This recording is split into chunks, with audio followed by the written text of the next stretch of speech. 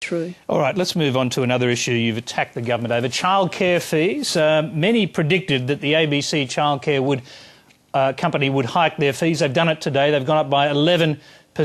You attacked Julia Gillard in Parliament a week or so ago on the question of the government promising to monitor childcare fees. Should they now move to force ABC to drop their fees? Tony, this is another example of the government talking tough, exaggerating and talking about taking action when they know that they haven't got the power to do so.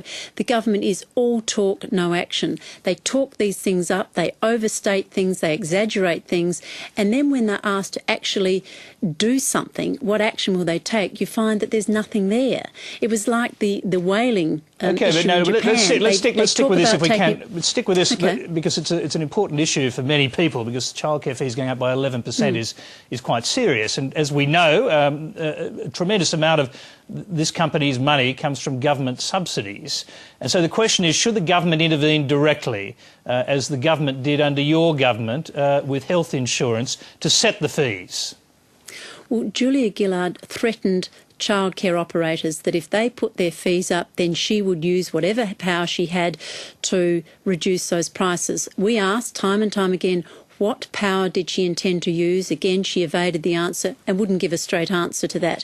Today, we still don't know what power she would intend to use, but she threatened these businesses, threatened them with perhaps loss of government support or allocations of places. But she has to prove that these price rises are not reasonable or not justifiable. And again, it's the government talking tough but doing nothing. What would you do? Would you set the fees? Would you bring them down deliberately, as Tony Abbott did with Medicare fees, for example, in health insurance fees? When the companies wanted to put up fees, he was able to step in and say, OK, you can't put them up that much, because he monitored their reasons for doing it. Well, Tony, there are private childcare operators, but also local council childcare operators involved here. It's not just private or public, it's a combination. And unless there is proof that there's some inappropriate or illegal conduct in the fixing of these prices, then the market should dictate. And I don't see that the government should intervene in these circumstances. My point is, you don't threaten businesses that you've got to do something with all the powers at your disposal, and then we find there were no powers or are not going to do anything. All right. On another front, the Prime Minister challenged you today to say whether it is still coalition policy that petrol for transport should be included in any carbon trading scheme. What's the answer? Tony, last year we committed to a broad-based emission trading scheme. But what we didn't do is set a target, and deliberately we wanted to see a full economic analysis of the impact of any emissions trading scheme, and we certainly wouldn't do it other than in tandem with other countries. And we wanted to ensure that the transition would be much smoother. Now, it was a general, in-principle proposal. What we did was be honest with the Australian people and say that an emissions trading scheme, however implemented, would increase the cost of energy. And we want the Rudd government transport fuel, because in fact the Environment Minister, the previous Environment Minister, Malcolm Turnbull, said the transport fuel should be included in a carbon trading scheme. Is that still coalition policy? That was the question. It was always subject to a full economic analysis of the impact.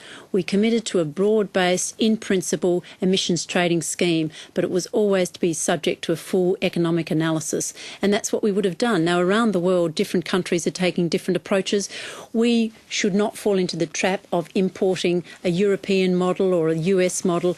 We need something that works for Australia. But Malcolm Turnbull was quite clear on this when in government, that fuel should be included in a carbon trading scheme. Was that coalition policy at the time? Is it coalition policy now? It was always to be subject to a full economic analysis. It would be irresponsible to do otherwise, and that's what we said at the time, and that remains our position. All right.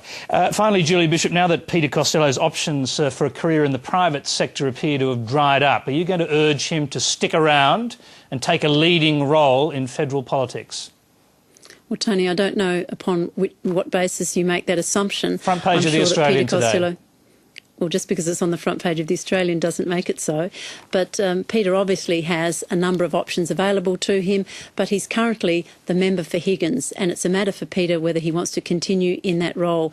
And as I've said on many occasions publicly, any political party would want to have someone of Peter Costello's talent within their team. Yeah, as taking a leading role into the future, would you urge him to take a leading role in federal politics into the future? Well, Peter's a very senior politician. He's been the longest-serving Treasurer this country's ever seen. He's been one of the, if not the greatest parliamentary performer we've ever seen. If Peter wants to remain in politics, I'm sure he would have a significant contribution to make. A leading role?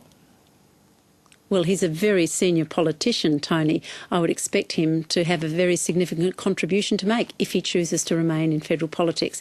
As it is now, he's the member for Higgins. Do you think he still might become a Prime Minister into the future?